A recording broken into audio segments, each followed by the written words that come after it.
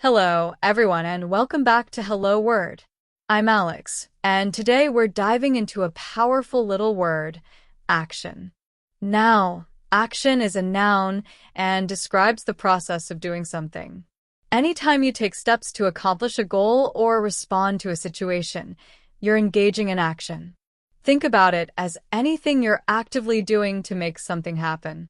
Let's look at a few synonyms that can help you understand action better. First up is activity. For example, there's a lot of activity in the kitchen as they prepare for the party. Another synonym is operation. You might say, the company has started a new operation to reduce waste. Lastly, we have movement. For instance, we noticed a lot of movement in the garden early this morning. Each of these words brings out the idea of something happening or getting done.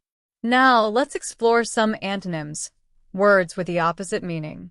One antonym is inaction.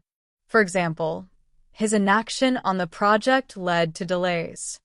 Another opposite word is rest, as in, after a long day, all she wanted was some rest. Finally, we have stillness. Imagine someone saying, the stillness of the room made it feel peaceful. These words highlight a lack of action or movement. So, how can we use action in everyday life? Imagine you're planning your day. You might say, I need to take action on my to-do list. Or, if you're watching a thrilling movie, you could describe it as an action movie because it's full of movement and exciting scenes.